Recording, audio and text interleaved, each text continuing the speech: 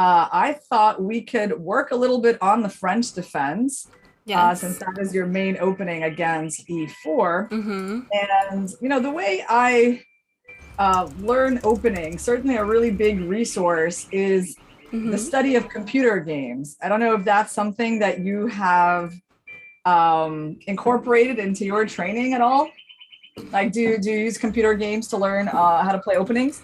I don't actually know. I've never looked at, well, I've never really looked at computer games apart from like a random, YouTube recap here and there from maybe Agadmaster or Gotham Chess.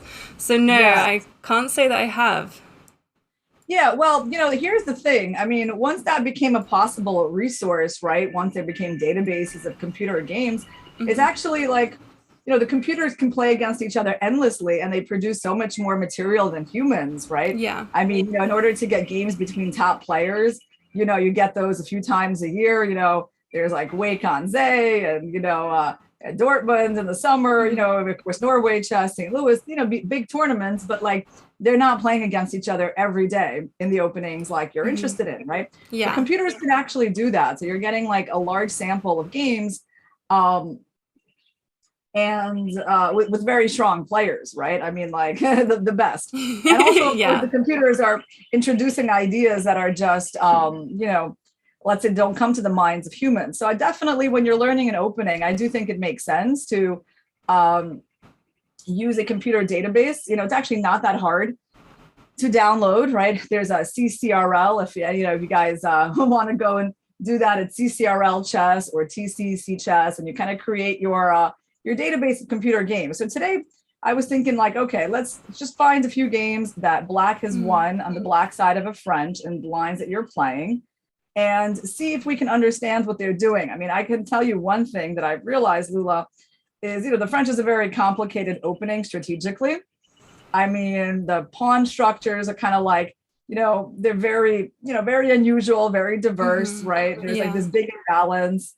So it's not a simple opening to learn. Like, I'm actually a little inspired to kind of, I mean, I did play it at some points in my life, like for a short time, but, I think I was never in love with that bishop on c8. I really didn't like Yeah. starting the game with like a bad piece. But on the other hand, yeah, I mean, there is something appealing about it as well. So let's take a look at some of these games, and I have not analyzed them. I've just selected them, and maybe we can try to figure them out together. Okay.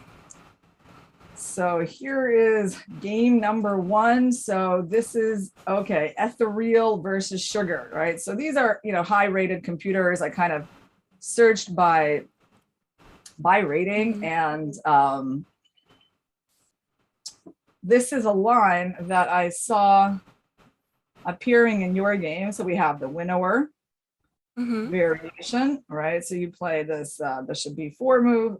I guess like that's your main move as opposed to knight f6, right? Probably. Yes, that's what I was looking at. But I know it's very sharp, so I didn't know if it was a Yeah. bit risky. Well, let's not give So, away too much of your opening knowledge, right? I don't know if your opponents are going to be watching this stream, but probably, hopefully not. Okay, bishop b4, e5, c5, a3, bishop takes, pawn takes, queen a5, right? So, okay, we have knight e7 as a main move, queen a5. Okay, we're attacking this pawn, so white generally protects it like that, and then the queen goes there. So this is kind of an interesting idea. Well, yeah, you see how unusual the French defense is. Like, you're moving around the queen yeah. early in the opening, which you never really do in other openings. And so what is the point of putting the queen here? Like, why is it well placed there, Lula? Well, it freezes the queen side, so Mm-hmm. it makes it difficult for white to really get anything on the queen side, especially with the damaged pawn structure. I think it makes it a bit, I mean, obviously there's queen g4, but apart from that, Mm-hmm. it's kind of a bit harder for white to develop all their pieces off the queen side. Mm-hmm. So yeah, the queen just seems to have quite good control of that whole Yep. half of the board.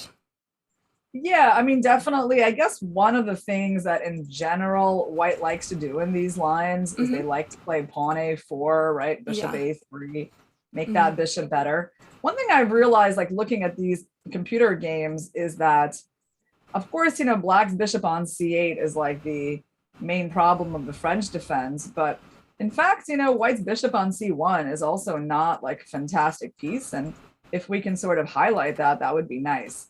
Hmm. So yeah, queen a5, interesting kind of idea with queen a4. You're blocking the a pawn. You made their bishop get a bit more passive. And queen g4 is definitely, yeah, one of the main moves that I noticed here, like immediately Hmm. hitting this pawn. Yeah. And I had prepped to mhm, play king f8 in king my f8. Yeah, game. I saw some games like that. Yeah. But This I game, see, I can hide this, but can see in this game that g6 was played. Yeah. g6. Yeah, actually, oh yeah, here we Hmm. go. Yeah, right. I think I can. Yeah, Okay. Yeah. g6 Yeah. was played, and I mean, honestly, I mean, king f8 looks like kind of a more natural move to me. But Hmm. okay, I mean, the computer played this move, so I was just like, let's just check it out. It looks terrible, right? It looks absolutely awful positionally. More Hmm. pawns on light squares, more holes Hmm. on dark squares. But let's Hmm. see, because I mean, he made it work. So let's see what was the strategy here. Hmm. So knight f3, and okay, I guess no one's interested in this pawn. Yeah, Hmm. just doesn't care about that doubled pawn. I mean, I suppose white's strategy is just to play like bishop e2 and castles. Yeah. Like And then they all of their just don't pieces are really out. care. Yeah. Hmm. So this pawn is kind of left hanging as a kind of a typical idea by white. Hmm. Black plays h6.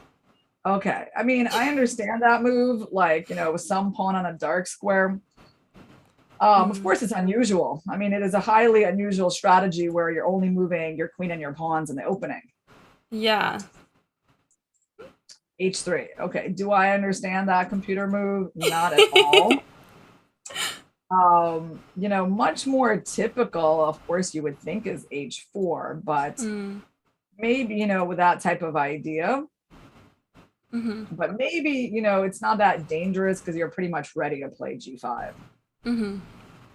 Right. So I think it can be ignored. Like I would very much doubt if this was the answer. I mean, that just wouldn't make any sense. Mm. I think, too many weaknesses on dark squares. I think you would kind of wait for them to play H5 and then we would go G5. Mm. But H3 is, yeah, I mean, this is not the kind of move you'd expect your human opponents to play because it's just hard to No. fathom the idea. But all right, C4, right.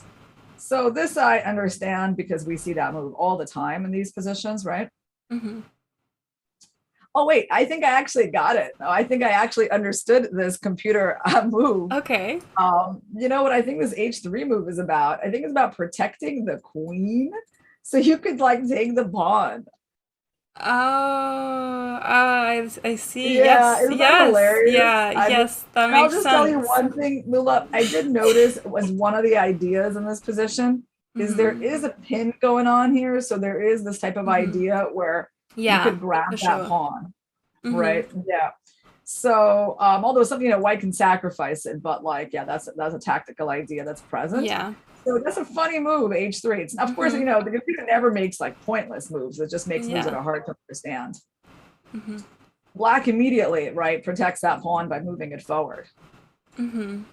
All right, so bishop e2. All right, so now it's time, I guess it's time to develop pieces. Hmm. Knight c6, castles. Okay, so again, I guess that pawn is just not that attractive. Developing the queen side, yes, we see that as an idea a lot. I don't really know what the point of this move is, given that black is just gonna castle anyway. Hmm. Okay, so now we seem to be in more familiar territory, right? Yes. Yeah. In terms of like what black has done on the queen side, like that is very understandable. The whole development is done. The knight is still sitting here, right? So it's Hmm. always been interesting to me, Lula. Well, what is black's counterplay? Like I get it, you hide the king on the queen side, but like, Hmm. what do you do from there? That's the tricky part. Uh-huh. G5. Yes. Well, it does make sense. We have opposite sides castling. And I have noticed in these positions that despite the fact that white's got like two bishops, lots of pieces on the king side, seemingly, that black does initiate this kind of play on the king side. Mm-hmm. And I think there's sort of a specific idea to this move, Lula. What do you think, like, that move is introducing? So I mean, it stops white from bringing pieces over like knight h4 or anything to make progress on that side. Also, I know that I mean, we're fighting more for the dark squares, and it's it's my understanding that at some point black will want to play f6, maybe, and go for, because that's like the only pawn break that we have to try and make progress. But also we're just fighting for space, and maybe we'll want to get like a knight here. Okay, somehow. so here's what I think, Lula, it's about. I think right now we're actually threatening this move. Okay. Do you see, like, can you take a look at that and see why that would be a good idea for black? Yes, that actually frees the position a lot. Yeah, well, either, you know, like, let's say we make just like, I don't know, a random move for white, like bishop d1, right? Why is this an idea? Well, because first of all, if they move their queen somewhere, then obviously gaining that space on the king side is just great, which black doesn't often, you know, get to do in these lines. So we're really kind of just concerned about the en passant move. Yeah. But then their queen that looks comes great. Yeah. Yeah, it's interesting. You see how, you know, we never moved this knight. Like, you would think that, you know, going there would be typical, but he's just been left on g8. And then if we get this in, actually they're losing. I mean, they're not, well, okay, they're not losing. Hold on, their queen is going there. And then this is, of course, the key idea. I was thinking like we're winning their bishop, which we're not. But, you know, we are sending either queen. By the way, they can't really even go there. They have to deal with e5. I mean, if you know, putting the queen there, I would say is a big victory, right? Then you can sort of figure out what you want to do. And I think the knight is just amazing here. Yeah. What would we do? Let's just think about it for a second. Well, I mean, this is an obvious move, like threatening rook takes f3 tactic. I wouldn't be in a rush to take this bishop necessarily, Lula. Because, thank you, you know, Taylor, like we said, he's not actually such a fantastic bishop. And I feel like our great pieces, we got to hold on to them. Yeah. That's definitely, I would say, our best piece. So it doesn't make sense to trade it off. I mean, at some point, of course, we're interested in this idea. Right. But I feel like, you know, this rook is a piece that can use some improvement. She's not that great. So like very natural file. And then I think even that will make more sense as we have play on the F file. So, you know, we do have, you know, a very interesting thread already set up, right? And this is actually like, you know, why I love these computer games, because I mean, look at the whole unusual strategy of like moving just a queen and pawns. Yeah. For the early part of the game, keeping the knight on the back rank, which totally breaks normal ideas about how knights need to be developed early, right? And then suddenly, like, it turns out, well, you know, there's a utility to the knight being there because of, you know, protecting f6 and giving yourself like some active ideas on the king side. So already, you know, I feel like, you know, the computer has shown us something very instructive. So white plays queen g3, right? Well, that's a prophylactic move that actually shows us exactly, you know, that this was a threat. So now it's kind of interesting. I mean, honestly, I would have to ask, you know, if I was analyzing this with a computer, I would have to ask why this is a bad move. I think do I know? I mean, like, because it makes a lot of sense, right? And white still has to take.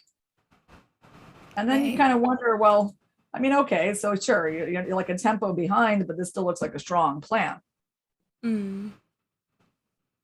One thing I would have to think about here, which I don't think it works, but like, of course we should pay attention.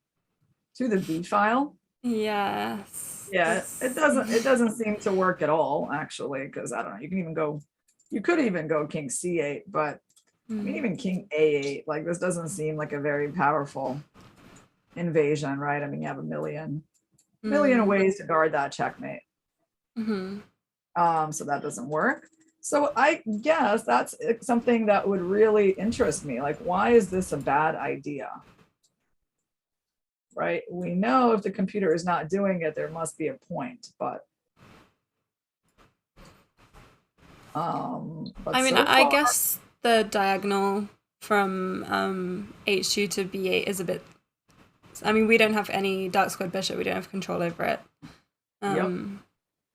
But we have this move coming, right? I mean, Yeah, of that's course. what we're relying on. So, still feel. I mean, like 95. We're still just gonna go 94, right? So this doesn't.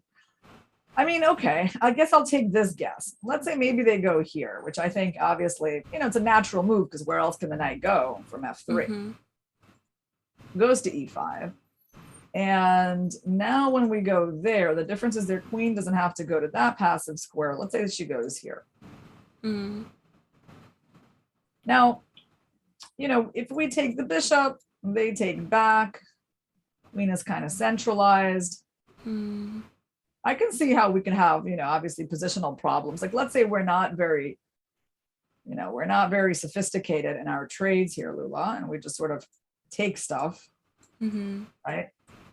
I mean, I can see how this could be not a great position for Black. Yeah. Right? Because we're left with, the one piece that is not great in our camp. And, also, I feel like this square has opened up for the queen, the play on the b file. Yeah, I do. I mean, I'm not like, convinced that we're losing here, but I do see, some issues with a lot of pawns being on light squares. So I think we definitely want to be kind of careful about what we're trading. On the other hand, so I mean, of course, they can at some point, like probably, make us do something with that knight. So now I guess what we're going to do, we're going to turn on our like evaluation and lines just to see what does the computer say about this f5 move. Well, you see, I don't know. So far, this stockfish does say that f5 is one of the logical moves, right? Yeah. The engines, online are not always they're not always as strong as the engines in ChessBase, of course. But you see, it's like a very logical question, right? Because it's like it is the top move of the computer, and in fact, the computer doesn't think that this is so bad for Black. In fact, here we go, like 95, 94, and look at that. Here we go, critical position. Interestingly, look at this, Lula. Like this line that I was saying that, I would be kind of worried for Black. Well, he seems to be quite okay with this position, this one. That's quite a tricky, I mean, because I can imagine a lot of white players feeling positive here, and yet the computer is saying Black is just fine. Okay. Yeah, so mine says Black is comfortable. Yeah. Let's see why that is. I mean, so, okay, so he basically, let's say he starts with this move, right? Sure, prophylactic move, he's just kind of making the king safer. I mean, I guess on this type of attack, we'll probably go like bishop c6 or b6. Okay, so it goes bishop c6. Right, somewhere one day we might, do that kind of move, but not yet. I mean, I guess the problem is we're holding this and we might just grab that pawn. I mean, it just comes down to white's pawn weaknesses, right? Okay, let's say they go queen d4. Yeah, look at that. I mean, we're just greedily taking that pawn. I would be so afraid of taking the pawn. Yeah, well, you actually don't have to be because they can't get a rook to the a file. Yeah, it's true. Their rooks are doubled on the b file. They have literally no way of getting to the a file. So it seems like, maybe you have ideas like that. Of course, they're not going to let your rook come to f4. They'll play g3, but I think their attack is not that strong. We can always kind of get our queen back over here. That's interesting though. You see, I was kind of wrong in my evaluation. I just looked at this and I was like, oh, there's an open file, there's like an open square. But in fact, because of this kind of damage to the pawn structure that white has, right? That, seems like we're okay. And this bishop, I mean, oh, look, okay, yeah, I was saying he can go there one day, but of course, that's sort of kind of a theoretical idea. And so the computer just kind of focuses on king safety. He like just brings that king into the most safest possible place in the corner of the board. And even like bishop c6, or sometimes you can go b6, but I do think that like probably putting the bishop on c6 makes some sense. Although, yeah, then they come out. And still, it's not like white doesn't have that many attacking pieces on the board. Yeah. I mean, defending the e6 pawn isn't a fun job, but it's not like it's falling apart. Yeah, so this is quite interesting. So, I mean, I think the bottom line is this seems like a playable move, Lula. I mean, it's a very logical idea, and just because they played queen g3 doesn't mean like that our move is unplayable. But okay, so that that's kind of important when you're analyzing, right? Is always to ask questions about what's going on. You like, just because the computer plays this move, doesn't mean like, okay, it's the only move, or it's necessarily even the best move. So yeah, I do think this is a big part of the plans, but okay, he goes here. So how do we interpret this move? It's clear he's trying to prepare these ideas, right? He's just not in a hurry to do it. Knight h2. Okay, does he want to put a bishop here? Doesn't seem to be a very good idea. Does he want to play f4? Maybe, right? And that kind of makes some sense. So I don't know. I'm still tempted to go f5, but I think the computer does it. Cool. F5. Nice. Well, I think they're going to take us, because if they don't take us, Lula, it's just like clear that we're making progress. Yeah. Oh, great. Well, they didn't take us. Did they play f4? Yeah, they played f4. I mean, takes. Yeah, I mean, this square, and I guess, I was looking at like f3, but they took that square away from us. What to do? Is it time to look for new squares?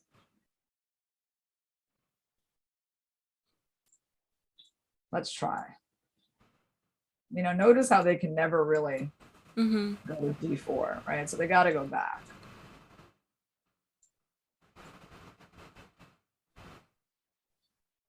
Strong knight.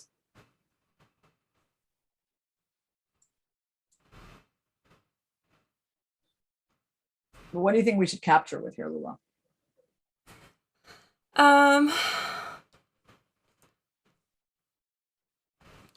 I mean, take with the pawn, we get the open g file, but we do have an isolated h pawn. If we take with the rook, I'm not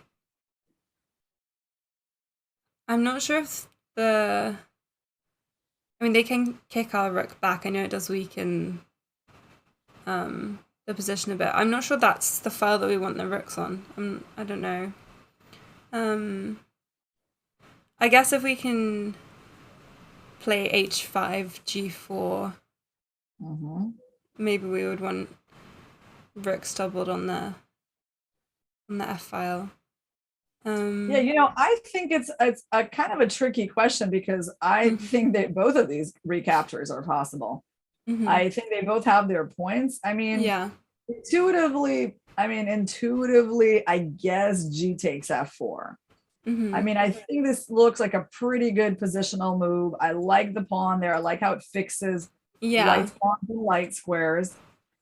I just don't see any problem with this. I mean, yes, the only issue is like the queen could come out. I don't think that's like such a big deal. I think their knight is pretty restricted. Their bishop's pretty restricted. So I would probably go for that, but I can't really say this is like a bad recapture or something. We can actually see again, what the computer likes here. Mhm. Okay, so you see, he likes both of the moves. He just Oh, yeah. likes G takes F4 more. He actually Yeah. gives black an advantage in both scenarios, but this one just, basically winning position. It's big. That's a big evaluation, Lula, right? Like Yeah, it for doesn't look like sure. white blundered anything, and yet white's in a losing position. And it's basically because of the improvements we've made on the king side. It's the open file. Hmm. I do think that our queen one day can change her mind about where she wants to be. You Yeah. see, Lula, she's not tied to that square. Things have changed. There's no more dark squared bishop on the board. And I can totally see that queen doing a maneuver like that. Hmm. So, you got to be kind of flexible, right? Like you plan the queen on A4, it generally stays there for a long time. But, at the same time, she's the most powerful piece and you don't want to like forget about her when you're starting your king side attack. No, I think that's one of the things that I was worried about last time we played this line was getting the queen back over to the king side, and when it was the right time to do that, because it felt like a slow maneuver. But yeah, here I think that black doesn't have And this is kind of what I mean when I problems. say this whole opening is very tricky, right? Because like it doesn't feel like white's made horrible moves, like and that, and yet like how white hasn't blundered anything and they're already like in a losing position. And so it's a very surprising. And we still even Yeah. have, sort of the bad French bishop, blocked in by pawns and like, a -2 evaluation for black. I mean, that's pretty huge. I mean, I So guess our knight would like to come to one of the G3 or E3 squares after G takes as well. yeah, let's take a look. Here we are, right here. This knight. Yeah. Yeah, well, Yeah. that's right, actually, Lula. Eventually. I mean, eventually, I would say, yeah, that sort of maneuver is also Yeah. in the cards, right? There's outposts there. Yep, that's a really good point. Mm-hmm. So I guess this is why they didn't take en passant. So it's just interesting how much activity black is getting from this type of kingside play. Despite the fact that their queen is like completely on the other side of the board. So I would say that's also like quite a rare thing that, you're initiating this big play on the king side when your most powerful piece is on the other side and it's actually still working out. So yeah, that is interesting. And that it probably explains why white did not capture en passant. So they played F4, which makes sense. They're fighting back for space. Okay, big decision. I mean, I would be a little bit concerned about that move. It seems like they just want to take our pawn, and what are we supposed to do? I guess taking is the obvious move. Is there anything less and more interesting? Maybe knight e7. So if they take, we get like some sort of a pin.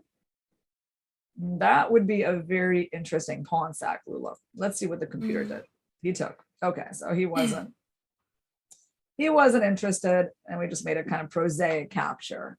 All right, I think it's time for this knight to be coming out. There you go, right? So the knight does not stay on the back of the board forever. Like once this idea is gone, right, immediately we develop. So what have we gained through our play? Do you have a sense of what we've gained through these last, I don't know, 5 moves or so? So I think we've got quite nice potential for an attack on the king side, especially now that the center is like fully closed. And I mean, we have this open line to the king. I would say that white's bishop pair is not, like, it's okay that we don't have the bishop pair because, I mean, I can see that the knight can come out and maybe if we get one to like e4, or just like if we're bringing, the rooks and the knight, and that could be good. We still have the bad bishop, but maybe now at some point it could come this out. pawn. Yeah. This is the significant improvement that we've made. Now we can have this kind of a similar position, Lula, with this pawn back on f7. Yeah. And that would be, I think, a lot worse because that would be a backwards pawn. It would be a target on the F file. For sure. So I think the fact that we got this pawn there, we kind of got through that en passant moment. That's a big improvement, right? Because that gives a space that turns like a target into a non-target. And yeah, I mean, we have a lot of play on the G file. Definitely this knight can be improved. I can definitely see one day this bishop may be going back. So let's see how this goes. Already, like, I'm feeling pretty satisfied with what I'm seeing from Black's position. The typical French maneuver. I'm sure you know about this one, right? Like somewhere on a more open diagonal. Are we going to go H5, H4? Not yet. Okay, 98. That's a, okay. That is your dream of getting the knight to E4. Yeah. I think that's what that move is about. Amazing, huh? How many of these like piece maneuvers there are in the French? We're not even afraid of rook b4, probably because we can finally grab that pawn. Right? We're like, you see, again, you have to be flexible. Just because we normally don't take it early on in the game because we're like more interested in development, it doesn't mean that we can never take it. I mean, if they go there, why not take it? Well, we have to think about it. I don't know. Maybe there is a reason not to take it if we get our queen trapped, but I think we're kind of surviving, actually. So we could contemplate taking it. But when I say that, I mean, I don't mean like, yeah, do this without thinking, because I mean, thank you, Chestoji, for the raid. There are certainly possibilities for this queen to get trapped, so I would do this quite carefully. I mean, yeah, now that I look at it, I'm like, maybe I did just kind of get our queen trapped. Right. I mean, yeah. So let's be a little careful with that. That pawn maybe is a little too dangerous to be captured. So, probably just move the queen back to A5 would be my guess. All right. So let's look at what happens in the game. White played H4. Okay. That starts to be super surprising. That starts to be like, okay, I think I get it. I think you're trying to stop knight G5, so it's a prophylactic move. But certainly it's a little, it's surprising when someone starts pushing pawns where their king is, right? Not the most obvious move. It could be weakening, of course.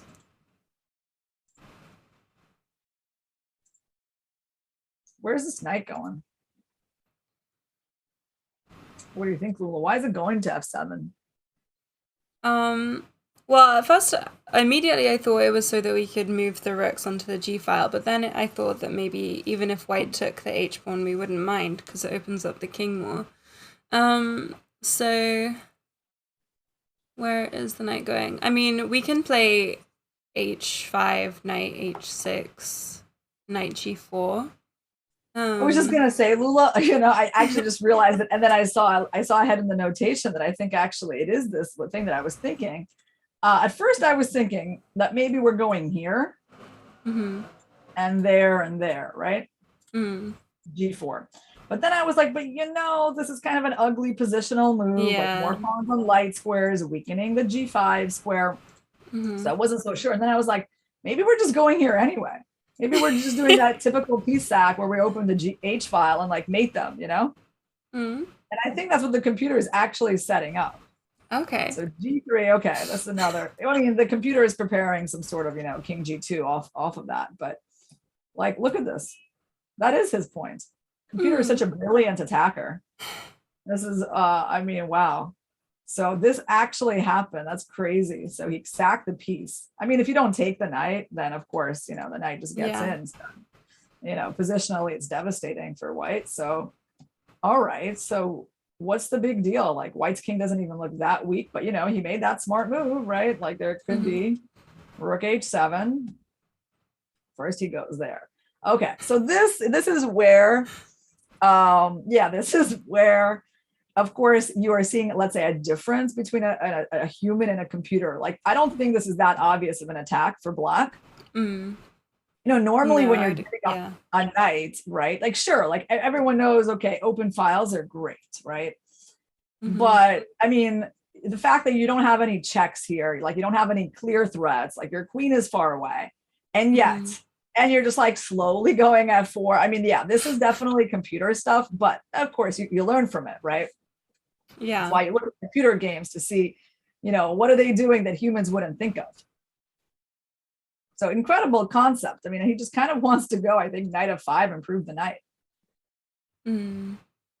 All right, so let's see. I mean, the good news is they can't take us, right? Because then we really do see the point of what we're doing. Queen c6, okay.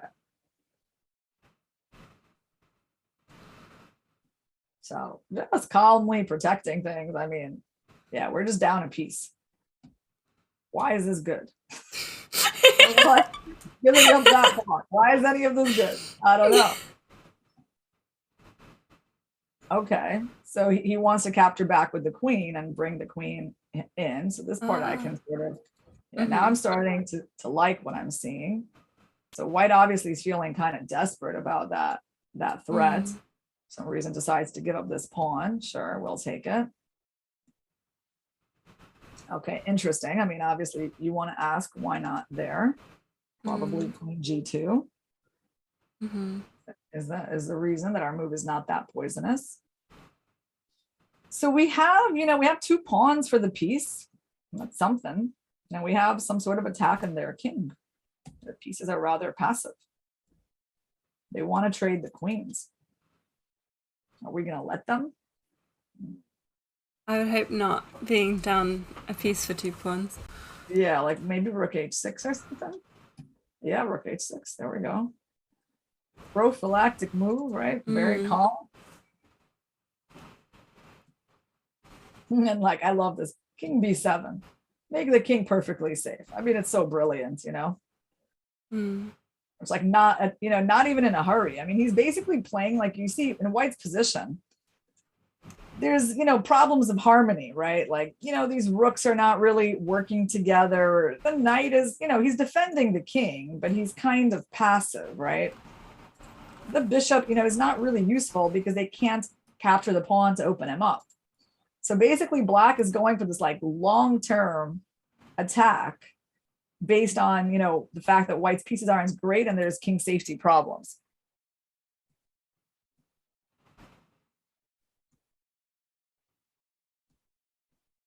Okay, so just stepping away from all these rook a5 ideas. And making our first big threat. I think we're threatening maybe f3 winning the game.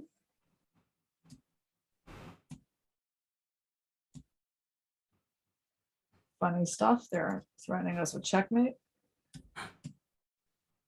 And here we are. I think we're winning. Yep, we're going to be up in exchange. Another clever move. Couple of intermediate attacks. Okay, so here we can end. Of course, this is not, this is interesting only for the conversion part. Computers are good at that. But I mean, I would say that this game is kind of like, wow, right? Like from every single point of view, from like the opening concept that Sugar AI used, G5, F5, right?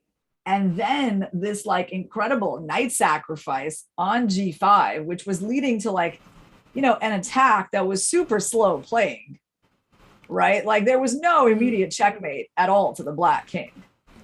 No, I feel like that's hard to... Yeah. Yeah, it's hard to play as a human. It is. Well, the thing is, it's like when you see these kinds of games, yeah, obviously there is this feeling like, I would never think of that. I actually don't know if like, very, very strong GMs would think of that unless they have that sort of context that they've analyzed with a computer. They've seen similar ideas, right? Yeah. I think that's really, I mean, this is the, so that's why we study these games, for that kind of inspiration, to see what is possible. Because from a human point of view, yeah, giving up a piece like that with like no clear checkmate, no winning back of material for like a long time, it is really, really far from obvious. There were so many things here that were not obvious, like giving up this e6 pawn, but then you got rid of your bad bishop. That was kind of cool, and then you brought your queen back. Yeah, this queen maneuver was very cool. I wasn't sure how the queen was going to get back into the game. Yeah, it was like she just was going there. I mean, of course, we could ask, well, why did white give up that pawn? Maybe they shouldn't have gone for that. That's sort of a relevant question on its own, right? Like if this wouldn't have happened. So what is black's plan here, actually? I think I know, Lula. I think it's like, well, there's a few ideas. Actually, one of them is just bishop g6 to like e4. Look at that. Beautiful, right? Yeah. I mean, what does white do against that? I am going to improve my pieces. And one day, we'll see queen e8 one day. I mean, like once I get rid of your bishop and I have some ways into your king side, we're going to see queen e8. Yeah, I mean, it's like, it's just the whole concept is so cool that basically they just cannot use that extra bishop. They can't use it because they can't open up the lines, the diagonals for it because of the king. It's a really bad piece. Yeah. So, well, computer is, very good at this sort of like initiative, long-term sacrifices. But I think, in terms of what is practical for us, Lula, I think it is practical. And what we can apply is this sort of, idea of this F5, G5, F5 move, right? So like G6, really ugly positional move. But as we saw, actually, maybe we can use it. So the idea is just H6, G5, and like, long-term F5 ideas. But, of course, it depends. Like we don't kind of like go for this while, their pawn is unblocked because they'll probably be playing like F4 and opening things up too early. So we have to, pay attention to what they're doing, right? So I do think very much this idea was carried out because of also what white was doing, right? Like they had their knight on F3, they didn't have the F4 idea. But certainly this whole concept was interesting. All right, so shall we take a look? Maybe one more game. And okay, so this is the game Koivisto versus Shashchess. And I can send you this stuff in like a PGN later, Lula, so you can. Yes, please. These are really cool. I've never thought about studying in this way. Yeah, it's like when you're learning an opening, first of all, it's like ideas that you want to understand, right? It's not just, of course, memorization. And it's like, the best way to do it is like look at model games. What are the best players doing in these positions? What are the ideas they're carrying out? So, okay, here we go. Next game. We got another Winawer. So I chose just this position. This is what I searched from. And now this one has this move, queen b1. Right. So it seems to be another fairly popular move, making a not very subtle threat. Yeah. Right. So we go c4. Quite happy to do that. What I would wonder here, Lula? I guess I would wonder, like, what is our point on queen b4? Like, because I mean, I don't even know why they're putting the queen on b1. I do find it intuitively more logical on the king side where we're missing our dark squared bishop. So I'm not so impressed, at first sight with this move queen b1, but I would understand, like, let's say this move. So I want to know what we're supposed to do. Yep, to open up the A file. Like, are we supposed to take and give them that concession? Or are we supposed to take their pawn or something else?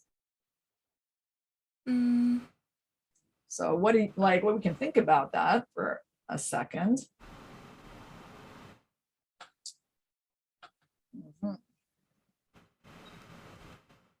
I mean, if you take on c2,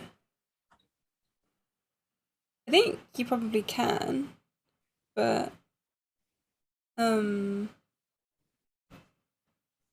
I guess both players are wasting a bit of time with their queens. Yeah, so I mean, I'm wondering maybe you can. Well, it's interesting because this queen can sometimes like just kind of sit on d6, right? So, I mean, we'll probably get rid of her, but she is kind of powerful looking on the diagonal. So here's the thing. The problem with bishop d7, I would kind of like to do that, but then I have to consider that you're just going to take that pawn. Yes. Right. And I don't really mind the trade of queens and putting my bishop on a4, but losing that pawn, I do kind of mind it, right? So moving my queen back seems like a total concession, right? Like you're just going to go a4. So I really don't see my queen kind of going back there. So, I mean, taking is not like completely crazy, but I really don't like the idea of giving the opponent, No. The open A file, right? That feels like it would be like white just kind of has an advantage of space, two bishops, open file. Like, yeah, why would we want such a position for black? I mean, bishop, how are you ever going to make it better, right? So I'm kind of thinking that, yeah, taking on C2, maybe, but of course we know that this kind of stuff is always risky, but that's why we're going to ask the computer what it thinks here. Yeah, so it does, it does take the pawn, Lula, you got it right, very good. That is the critical move. And then he wants to just kind of go knight C6 attacking that queen. Yeah. That makes sense, doesn't it? Yeah. And then, okay, so if they attack the queen, do we... Like one or... Yeah, we just bring it back to, like... G6 or... G6 or... G6 would be good. I mean, the computer here is looking at like all kinds, even like that very strange. I don't know how I feel about queen A2. I would feel like I'm going to trap her. Yeah, I mean, you can go into the center. I would say any of these moves are possible. Yeah. Queen A2 has a certain point, Lula, which is that I think we're basically kind of trying to trap the white queen into a trade because we're not letting her go backwards, right? So we're about to play knight C6, and our idea is actually just to trade the queens because she doesn't have a lot of good moves. Plus, we also have queen B3 a lot of the time, right? If we really need. Yeah, and we're just up a pawn. So yeah, so queen A2 I think is not so stupid. I mean, it looks very unusual, but like the queen is safe. And knight C6 is coming, and on queen D6 we just go knight E7, I think, knight F5. Okay. And plus, yeah, I mean, I think this is an important idea that we can come out like that. So like, let's say they go bishop E2, knight C6, and queen D6, right? So knight E7, G4, I'm trying to like stop the knight from going here. And so the computer is not impressed by white's play at all. Like, and he says you can even just castle, play F6. And I would even say, if you're really worried about the queen, I mean, you can even do like queen B2 and just kind of like come back with your queen to B6. That's the safe way of doing things, right? Yes. The queen does look a bit silly on her own. Yeah, on D6, right? Yeah. So I think, okay, so that makes sense. That's an important question answered. That if they go queen B4, we are just making that principal capture. All right, so that didn't happen. Bishop E2, knight C6. So no more queen B4 ideas. Bishop H5. Okay, that's a bit weird. Yeah. By white. He's going to make it hard for us to castle. That's the point of this move. He's tying us down to this pawn. Yes. So this game, you see the knight goes here.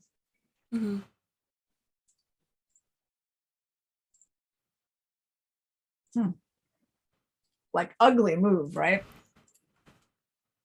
But you find these moves in the French. The position itself, I guess, is kind of like it already has that measure of ugliness with these like double pawns for white, bad bishop for black. That okay, like normally you would just never want to use a rook like that, right, to protect a pawn. But and it's also interesting. I'll tell you one other thing that's interesting. What is interesting is like black is not castling. Like you would actually think that, hey, maybe you could just castle. I mean, it's not like, their queen is far away. I mean, if you were so concerned about F7, why not castle? Right? It's a very realistic question. So it's funny that the computer just refuses to castle short. He doesn't want the king on that side of the board. All right, let's keep going.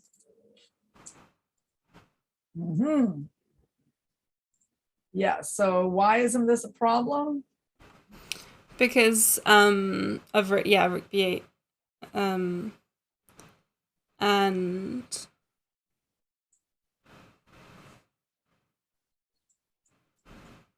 yeah, why isn't that a problem? Because their queen sort of has ways out. Oh, maybe she doesn't. Maybe we go here, Lula. Then we do a repetition. Uh, And here we're going to trap her into something. Oh, there we go. And we're good, right?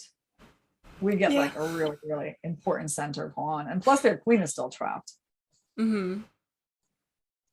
Yeah, I That's very cool. That, yeah, we're probably good here. I mean, we can also take that pawn. So you can really think about which one you want. All right, so he goes bishop d7, right? So this is the point, right? So I'm getting the idea. Black really wants to castle queenside, as you probably know, right? That's what, because of that space, you know, because of the fact that that part of the board is closed, Black's king is feeling pretty good there. So he says no to that easy short side castling and goes for this like much fancier queenside castling. All right, now where's the counterplay going to come from? Right, look at these moves, incredible. Like rook f8 to g8. I guess you can do it because the bishop moved twice. Yeah. Well, you can do a lot of things, Lula, because the position is closed. Yeah. Right. So that's why tempo doesn't matter so much here, because you're going to see in these games, like especially in the computer games, there's so much maneuvering. It just goes on, and like for a long time, not a lot happens. It's because of the nature of the position, right? So I mean, why rook g8? I mean, I assume we're trying to go like f5, and then when they take us, like we just open up the rook immediately. Just a favorable version of like this f5 idea. Okay, this is interesting. This is where we're getting into a battle of strategy, right? Because he's saying to us, hey, I see you with your plan, and I'm not letting you go f5. Yeah. I'll be taking en passant, and then I'll be taking your e6 pawn. Yeah. So now what do we do? This is a moment I would stop and think and see if I can like come up with something something on my own, right? Just to get a sense for this position. Like where, you know, I think one of the important things to learn, Lula, is how to get counterplay as Black in these positions, because I think it's easy to sort of like castle queen side, you know, lock down the queen side and then just have no idea what to do, right? Yeah. Like what are you supposed to do with these three pawns? And that's what we're trying to learn today. Okay, so let's start thinking of a plan for Black. You know what I'm thinking about, Lula? I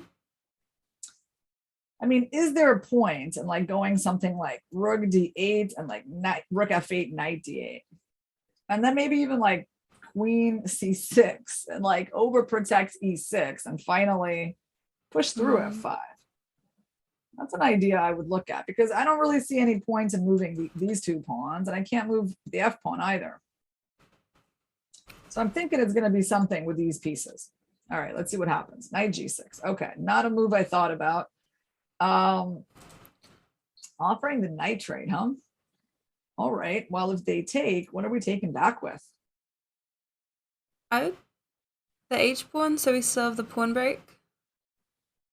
Maybe? Yeah, maybe. I kind of feel like either way is possible. Probably, you know, it's so common also in the French for that capture to happen. Open the F file. Okay, I honestly feel like both are probably possible. So we're going to see what the computer says here. Yeah. So the computer is saying that F takes is a bit preferable. It's not like this is, you know, terrible or anything, but there is some sort of like, you know, that is a very common way of capturing in the French. It's another one of the paradoxes of the French, that you have this idea of capturing away from the center. So, you know, I think maybe one of the things that I think I'm trying to convey about this opening is that it's very unusual, right, Lula? This is not your standard opening.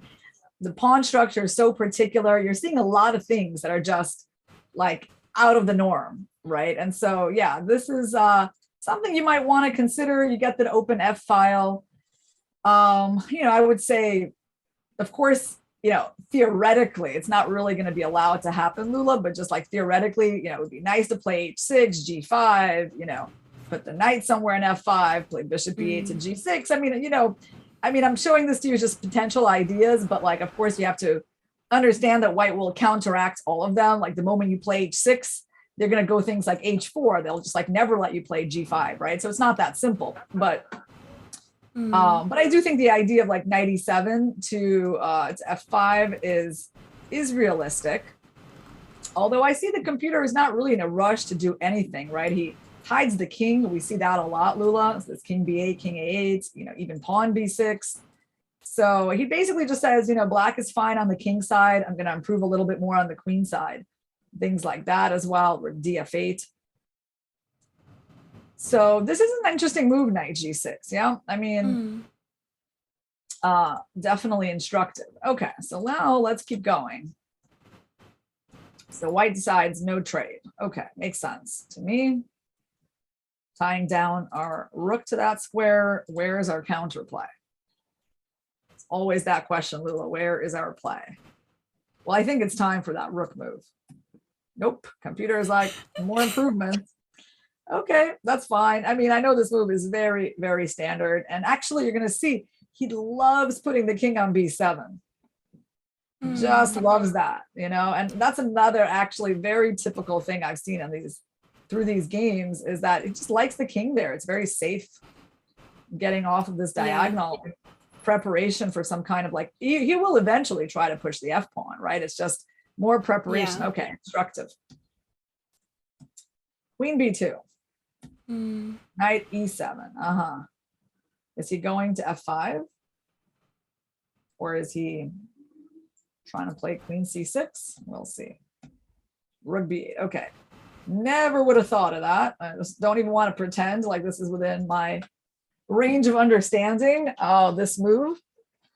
But, like I said, the computers, they maneuver a lot in these positions, right? Like you kind of have to remember the main ideas, like where they're putting their pieces. Like you don't have to time moves like rook b8 very carefully. All right, let's see what the point is. Rook. You see, ultimately he puts the rook in f8. You see, Lula, because that's that's the counterplay preparing move. That's the idea we want to remember. a5, nice. You know what this move a5 is about? He wants to move the queen back eventually, right? To prepare, f5, but he doesn't want white going a4, a5. So he's so prophylactic. He's just stopping that whole idea, right? You want to make sure, one thing you really want to make sure of, Lula, is that your king will be safe in these positions. Yeah. So much of this preparation is like making sure that the black king is safe. Okay, back here again. Mystery. All right, I guess you can't take the pawn. Your queen gets trapped. King a7. Okay, that I understand. Knight f8. Wow. Where's that knight going?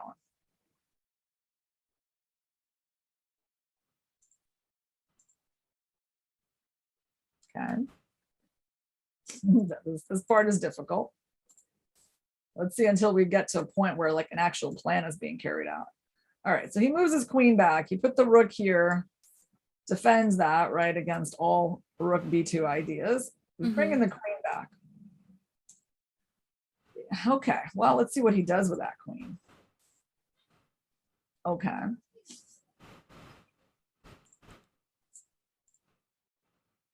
All right, I mean, he can't really go there, I guess, because he's ready for knight e4.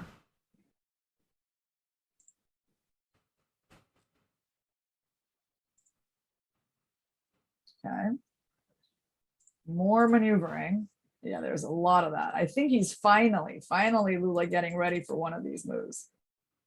So much maneuvering, right? So like the knight's protecting this. The rook is perfect. I mean, this is the skillful level. Like I know it looks like there was a lot of random stuff done, but here's what I would pay attention to as to what black is doing. The king is absolutely safe on a7. Like literally just so much prophylaxis done for that king. The pawn on a5 stops the pawn from going to a4. And even the rook is like in a very good position where it's not just in a passive role, right? It's playing a multifunctional role from b7, right? Because it definitely, I can tell you like something's going to happen on that 7th rank where the rook will be able to enter the game that way, right? The black king does look very safe now. Yeah, it looks safe. And the queen has been brought back to the center, right? Where it's actually going to help prepare the king side play. So, I mean, I do find like the knight maneuvering pretty tricky, right? Like, I mean, he's moved around these knights so many times.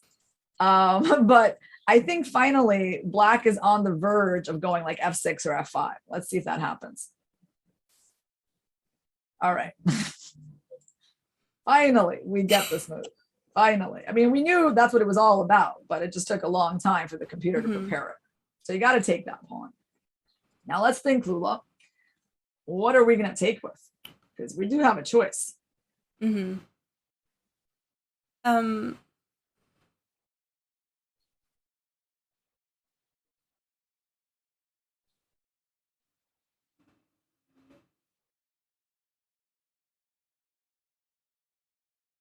Well, if we take with anything but the queen, doesn't the pawn on c6 hang, or does it not? Oh, this pawn I think is a poisoned pawn. Okay. Why is it poisoned? Oh, because we just have rook c7. Yeah, okay. Rook e7. Okay.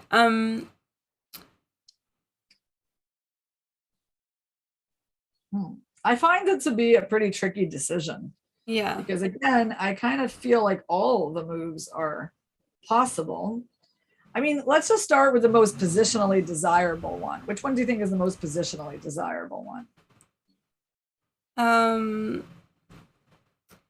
Well, I guess if we go g takes, then we have the open g file, and we also have the potential to push in the center maybe later, maybe. So we wouldn't have to have a backwards c pawn forever. Maybe. One thing I realized, Lula, okay, so I just realized, definitely I agree that this is the move I would like to play, right? But I just realized they might take our pawn. I said it's a poisoned pawn, but there's actually a chance they might take it. Okay, I'll just tell you what I'm thinking. First of all, rook e7, they can try to take our rook and take 2 rooks for the queen. But I just realized then we have rook g3, don't we? Because if they take with the queen, we take on e6, we get 2 pieces for the rook. If they take with the king, I mean, surely that must be bad. There should be some kind of check. And we get 2 pieces for the rook. So that seems to have worked out for black. Another point is, can they take this pawn and just be super greedy about it? I mean, it looks very greedy, but sometimes it's okay to just grab a pawn. I see the computer took with a knight, so I guess he was probably worried about this pawn, but we're going to check it because I do think these kinds of decisions are super important. So look at this, Lula. He says taking with the pawn is fine and that black is actually a bit better, but he says that taking with the knight is just like amazingly good. Like, so that is really interesting. And again, I'm just like kind of so surprised that when black carries out, there's this counterplay on the king side. Like they immediately get a great position. It's not just like equal or a game. Like the computer really, really prefers black. Let's try to understand why he's giving such a big evaluation for black in this position. Well, I think there's tactical problems, right? I mean, one thing is that the bishop on g4 is actually really coming under attack. Yeah, so does white have to play like f4 or? I think so. Oh yeah, he went here first. Okay, what is that? Okay, now, I mean, okay, h5, bishop e6, and then, one of the issues is that, like, I guess there'll be some sort of rook e6, so white is probably, preparing something like that, probably. So he just protects the pawn. It's so nice. That's so patient, like white's bishop is bad, black knows it, and now white has to deal with like saving it. And now, yeah, well, I think it's time to capture this guy, right? And now you get this type of idea. The white king is like more exposed. And you know what the beautiful play kind of culminated in? That white's king is actually in more danger than black's king because black has done a better job of prophylaxis. It's like, that is really, really skillful, that ultimately, because, white had the space advantage, the bishop pair, right? But what, this bishop is still not great on f7, but I'm sure the computer will have a plan for improving him. Yeah, actually, I think you just start off by, I don't even know why he didn't win the pawn because Yeah, looks free. looks free. I mean, there might be tricks, Lula, like queen Mm, e5 and rook b6 and queen yeah, c7 and some sort of invasion. So you yeah. see, he's not even in a hurry. He just makes his knight better. That's right. Hmm. Always good to take Yes. away your opponent's ideas, right? Because I'm almost sure that like this is what white is planning. White is a Hmm. clever little beast as well, and he wants to take that pawn and kind of use the fact that our king is not, you know, I don't know, Yes. so safe. I don't know. Maybe we go here. Mm, Maybe we still, well, yeah, then their queen gets in, right? Queen gets in, mm. we win that night. I mean, do they really have anything here? Kind of look, it feels like we're still winning, right? It does feel like black is winning. So what did we miss? Why couldn't this pawn get captured? I mean, I have to assume it's queen e5, like.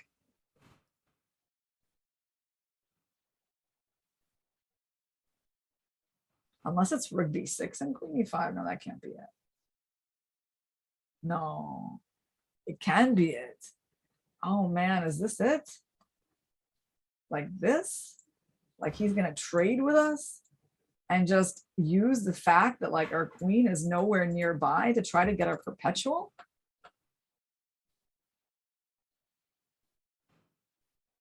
And like, of course, our pieces are kind of like garbage here too. That doesn't help. Wow. But I mean, there's like king c6, queen b8.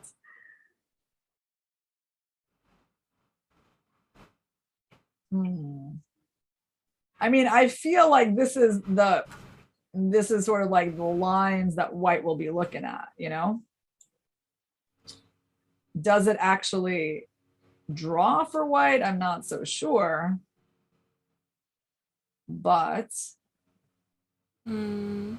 I mean, it feels like the king is escaping, kind of, right? But like, yeah, I mean, bishop c1 to a3, there's always queen d1.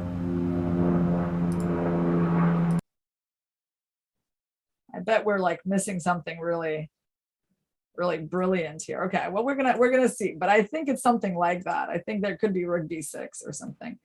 Okay, you know what's funny? The computer says no, everything is okay. Black can take the pawn. Black is still winning.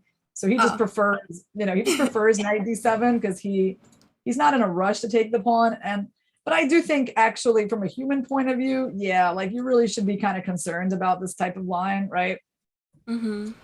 There is like a chance that, you know, there could be a perpetual found, but yeah, okay, it's not there, right? King c6 is one of the good ways to stop it. And yeah, we didn't really miss anything there. It just wasn't an attack, but yeah, the computer just you know, prioritizes development over Yeah, I guess the pawn over isn't going material. anywhere. Yep, it's kind of a weak pawn. Let's see. And you know, the queen can't really move to guard it because of the knight hang. The knight. Mm. So yeah, now I guess the file is going to open up. And bishop g6 will happen. Okay, eventually, yeah, the king, yeah. Now you can see the total triumph of the black strategy, right? Mm. Where like their bishop has become amazing, you know, the white king is like totally in the crossfire. And yeah, I mean, now it's just kind of like mop up with tactics, which the computer is good at, although I wouldn't say that's the most obvious move. What is he even preparing on rook c2? Is it e5 or just queen h4?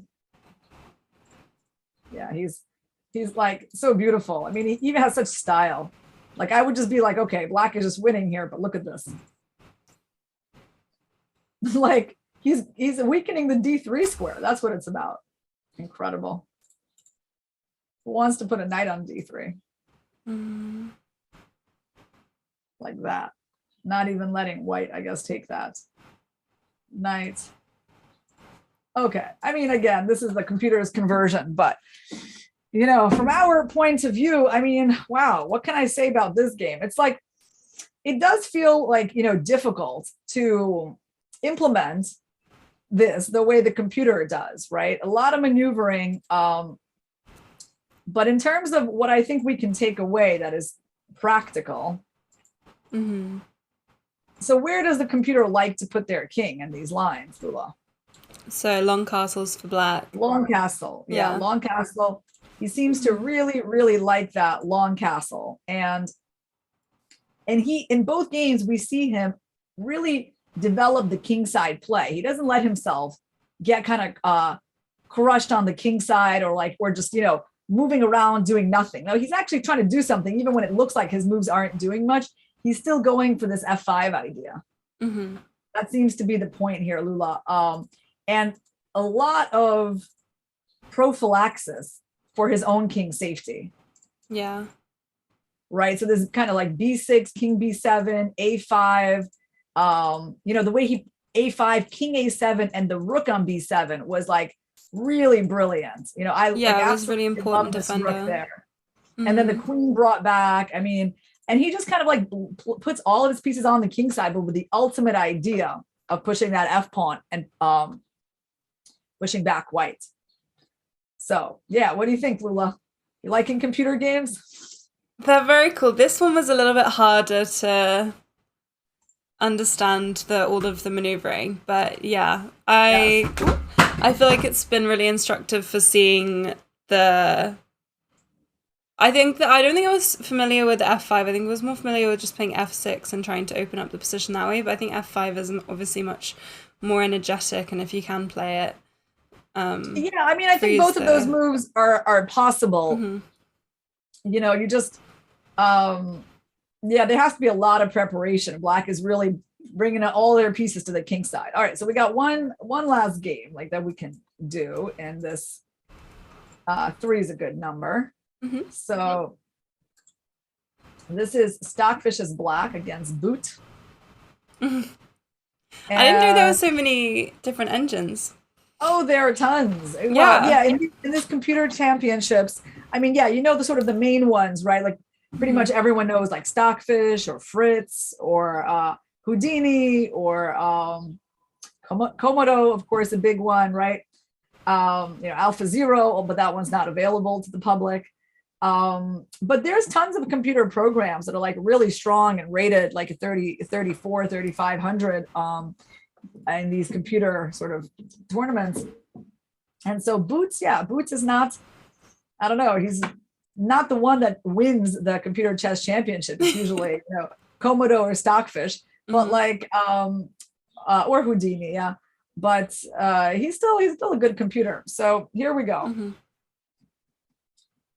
Same line, queen A4, queen B1, C4, now G3. Okay, so we've seen the knight go to C6, the bishop go to D7, castle's queenside. In this game, he just goes B6. Okay, sure. I mean, we know the pawn can generally be there in these positions, so he just starts with that. Knight E2, bishop D7. So we haven't really seen that yet, right? No. We haven't seen the bishop there. And I would say it's, it's kind of surprising. Like, what's the bishop doing there? You're just staring into that pawn. Why? Well, we'll see. Knight C6. Knight H5. Okay. I mean, I honestly am looking at Black's play and I'm like, what is this? Like, who's protecting this pawn? I mean, he's not going to go king F8, is he? I mean, he's probably going to go G6. Yeah. G6, okay, because the knight can't really go in. It gets trapped after king F8. And I guess he's saying, okay, this is not too dangerous. Probably I'll take you, and your pawn will be weak in the long run. Okay, so the knight goes back. You see, what's interesting, Lula, he literally doesn't care about positional principles of where, bishop and pawns, right? See how it's like so paradoxical, like, we're not supposed to have all the pawns in the same color of our bishop. And yet in this line of the French, that's exactly what we have. All right. Well, we know there's going to be some maneuvering coming up. Question is, Lula, are we going to see moves like H6? Are we going to see moves like Knight E7? Let's actually think about what the plan should be here, right? Because, I mean, like, it's funny how you really have to adjust yourself, like according to where white's putting their pieces. We've never seen an exact construction like this before by white. No. And what does that mean for our plans? Like, it seems like pretty difficult to play f6 with this amount of pressure on e6, right? Yes. If you go g5, I mean, their knight is just, this is not that first game where like we played h6, g5 when their queen was over there. Like now, if you play g5, it looks just dumb. They're going to play knight h5 and your play is over. So where is our play? Where is it? It must still have to do with the f pawn, but then you have to do like tons of prophylaxis, like rook f8, knight d8. All right, I'm still guessing it's going to be with this f pawn. So first he does the usual stuff, right? Make the king safer. King b8. Yeah. If you don't know what to do, I guess, Lula, make your king safer. Put it to b8. Can't be a bad idea. h4. All right. So, it's a very important move. Definitely has a lot of significance for the position, for white's ability to castle short. So that's the kind of stuff we want to pay attention to. Yep. Getting ready to play g5 on h5, right? We've seen that idea. King a8. So king safety. That's what it's all about. Watch out for that square also, Lula. Because anytime, two pieces point at one square, you want to make sure that like your opponent doesn't have, a timely sacrifice there where he gets all your center pawns. But right now it's not possible. Problem for white here, Lula, is where to castle. I mean, once you've put your pawn on h4, you can't just castle so easily, right? Because you're castling right into those ideas. Yeah. Especially, I guess that's maybe one of the reasons to move the knight back is so g5 can be met with h5. More subtle prophylaxis. All right. Okay. We definitely haven't seen this knight go here. Like we've seen, towards the king side. What is the knight doing there? Well, I think it's not doing anything except a purely prophylactic role. Remember we saw this pawn go here to stop a4, a5. So I think he's basically using the knight for that. So he's going to bring back the queen. Yeah, that's what that move means. So the Make knight space is for the stopping. queen. Yep, it's stopping the opening of the position, and the queen is back to the king side. All right, I expect a very soon f5 or f6. Okay. All right. I knew the bishop wasn't very good here, Lula. No, I don't really know why it went there at all. Yeah, it went there, but it helped Black Castle. It kind of helped Black Castle, but yeah, I do think, and I guess like if we just go back a little bit, like to understand why it went there. If you put the bishop there, I guess it's harder for your queen to ever get pulled back. It's true. It's very subtle, it's like, I mean, he doesn't put it there because it's great there. It's more like a temporary measure. And, the position is closed. So we do have the time for this, right? And eventually, all those pieces are coming back where they belong, right? So the queen is coming back to the king side. The bishop is coming back to c8 to protect e6. All right. So now are we ready? I mean, this knight's going to have to stay here. It's not going anywhere for a while. So they just played knight g1. Are we ready to push the pawn, or do we need to do like more prophylaxis? I think maybe rook e8. Yeah. I was like, because if you go there and they take, you can't take with a knight because like your pawn is hanging. So okay, prepares it. Now they're putting their knight very close to that important square. That kind of worries me. Like, is that really a good moment to play f6? And it just doesn't. Incredible. Okay. So like when it looks like the opponent is so well positioned to put his knight on the outpost, he still does this. Okay. Now let's try to understand, because obviously no one's ever going to play king, g1 against you, Lula. Every human being will like take the pawn and go for the outpost. So the question is, why didn't the computer want to do that? I think, Lula, it's all about, first of all, I mean, look at how brilliantly this queen is placed, even protecting h6, right? Look at how brilliantly the rook is placed. Like she could have been on h8, right? But she's not. Nope. she's on the 7th rank because that's where there's more action, right? Like, you never know, you might need rook f7 someday. Queen is amazing, and it's going to be about that square. You know, so knight is used for prophylaxis, and the rest of the pieces are on the king side. And yes, you're even willing to give up, you know, e5 to their knight, to get your counterplay with knight e4, and then I presume, you know, g5 is going to happen. I mean, I think there's going to be some sacrifices of that pawn to open up the h file, and we can check that because I do think that's an important line. Does the computer agree? Or yeah, take with a knight. Yes, he does. And this. And so, okay, there's already this type of idea on the board, but he just prefers to prepare it a little bit. Yeah, ultimately this will happen, Lula, you know? No, I don't think you can stop rook it. G8. Yeah, it's very difficult to stop this g5 move. I think what's unusual here is that, you know, normally you don't really want to see a knight like that on e5, right? I mean, it's a powerful piece for white, and the computer is still allowing it because, I mean, well, that was the only way to really get his f6 move in.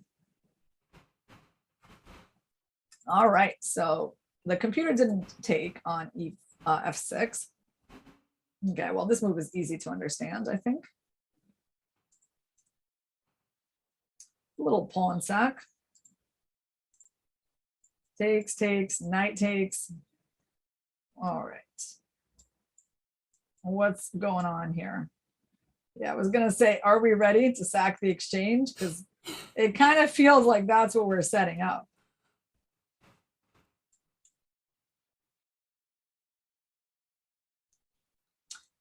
You know what my feeling is about this game, Lula? I do really like the plan of the knight being like here and then the pawn going there and the king being on a7 and that like one rook being like on b7. I kind of like that more just because, you know, we are playing without that knight, right? We shouldn't forget that.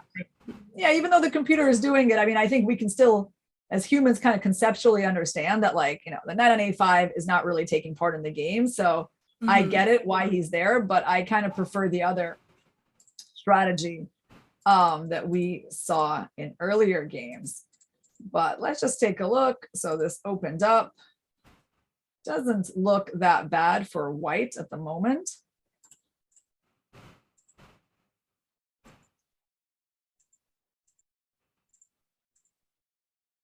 Finally, he's like, yeah. Yeah, and he uses this kind of pawn sack idea to open up the light squared bishop. Oh, wow. Yeah, this is, I mean, now the bishop is extremely happy. We're definitely willing to give up a pawn to get that diagonal. For sure.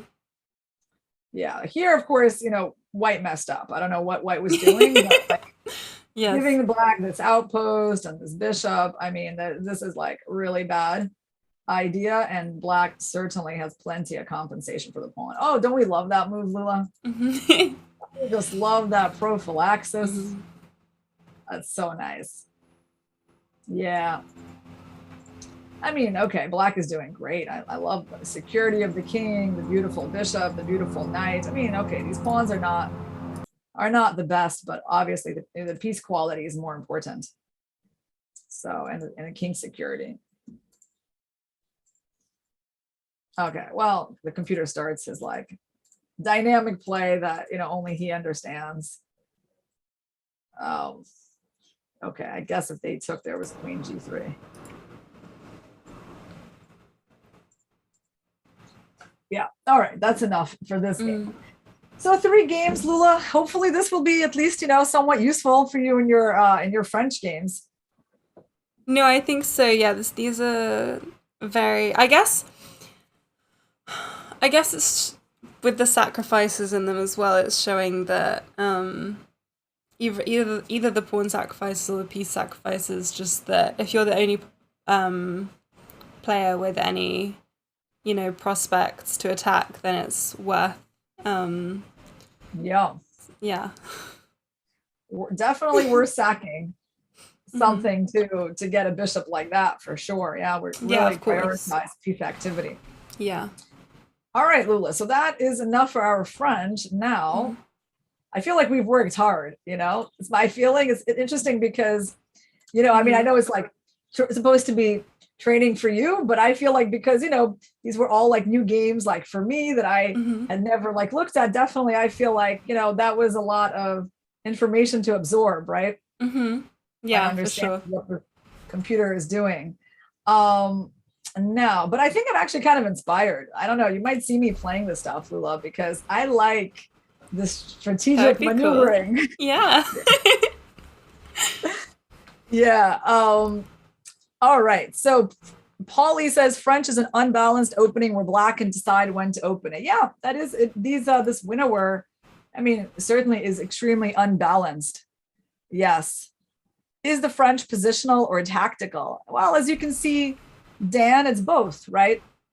And just like chess in general, there's no such thing in chess as like purely positional, purely tactical. I mean, most main line openings that have like they have this sort of big potential, right, in terms of their structures. They contain both of those elements, right? Like the same thing for the Sicilian. I mean, the Sicilian can be positional, and of course, there's a good load of tactics as well. And Caracan, we can say pretty much for all the main openings. Yeah, maybe I'll try it out. I would just say, if you want to try it out, go maybe look at some computer games, get some ideas, and then you'll be like much better prepared.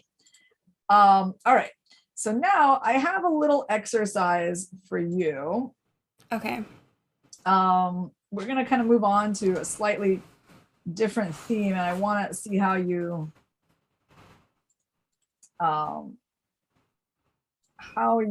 cope with this one. I mean, there is a sort of a theme to it. But here we go.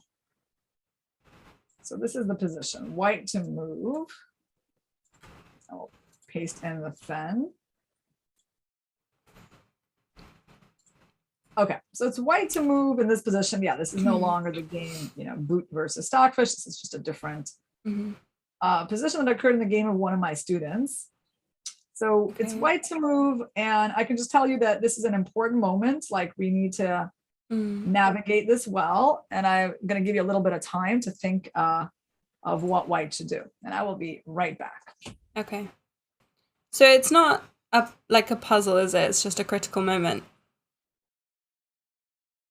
Yeah, it's not like, I mean, tactical. This is not like white to move and win or anything. No. But it is an important moment in the game for sure. For sure, it's a critical moment. Like I feel like it's the kind of moment where you get it right, game goes in one direction. You don't get this moment right, and the game can go in a totally wrong direction. Okay. Right. So, what are your observations about this position, Lula?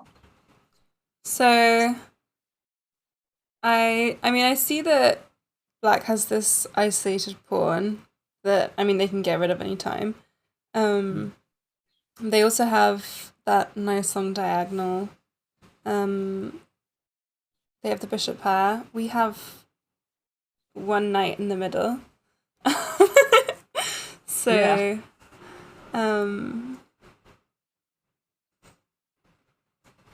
So Dan says, I just feel like if this board opens up, black is going to be very happy. That is a correct interpretation. Yeah, with the bishops. Yeah. So you see, bishops love those long diagonals, right? And I mean, yeah, black is like, let's say, one move away from making sure he can have that, right? So he's about to really just, capture your pawn. Then you're not going to be able to stop him. So this is like one moment, right, where we can try not to give them that. So how can we do that? So I guess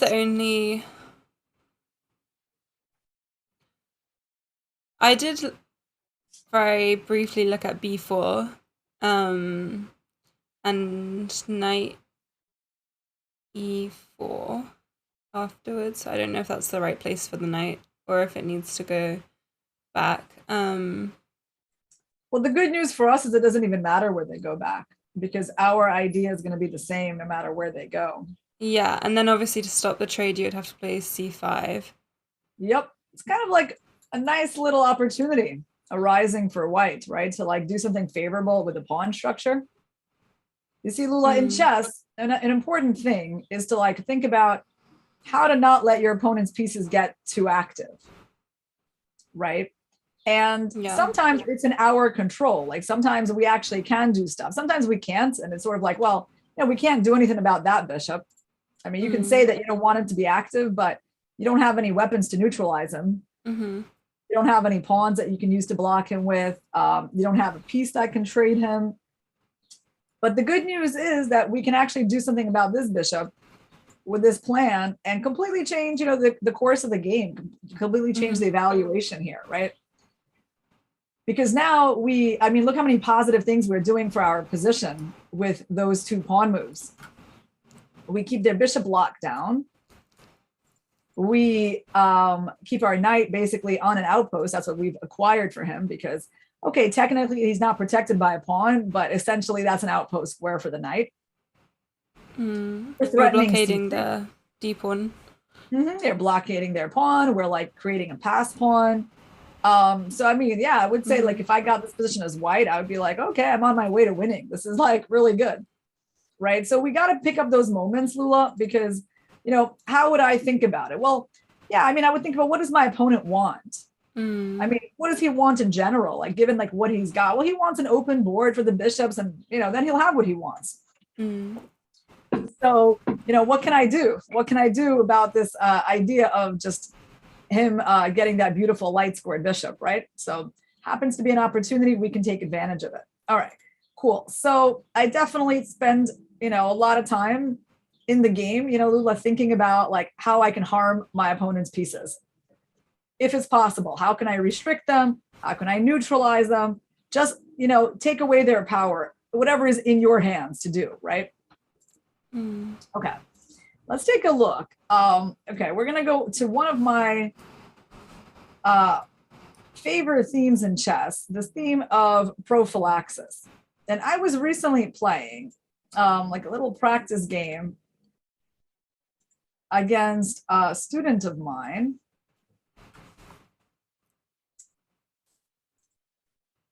And we reached this end game. Let me give you this position. So here we are, right? This is going to seem in a way kind of simple, but in a way, when I analyzed this game later, I was like, oh, I didn't think about this at all for myself. So I didn't find it, Okay.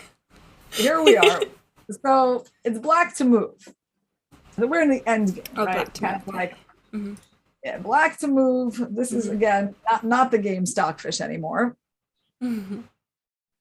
So you really need to think ahead, huh? Says Nerdstone. Yeah, that's right. I mean, it's like what I keep repeating to my students. Sometimes like I have lessons where I just say this thing like, five times, like you cannot play chess without looking ahead. Like if you're not constantly thinking about like what will happen on the next move when you make your move, if you're not looking for your opponent's ideas, I don't know how it's possible to play chess well without doing that.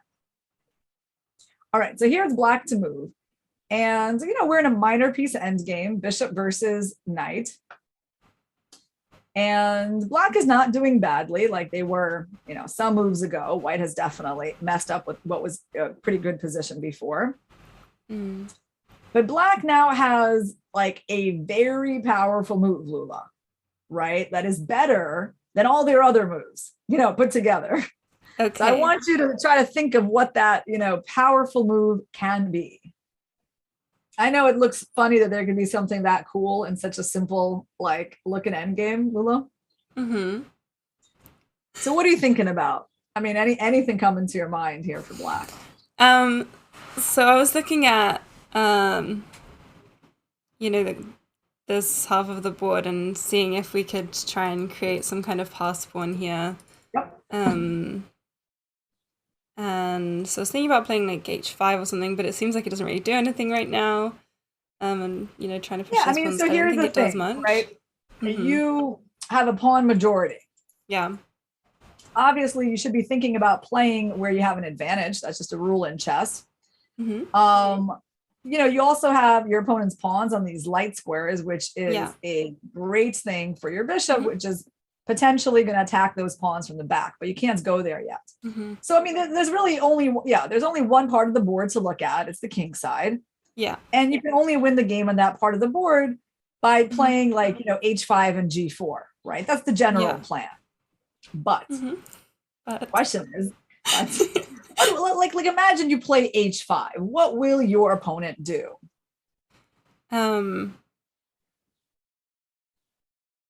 Predict their move. That's really the key. Yeah. So your opponent knows what you want. So what's he Mhm. going to do about it?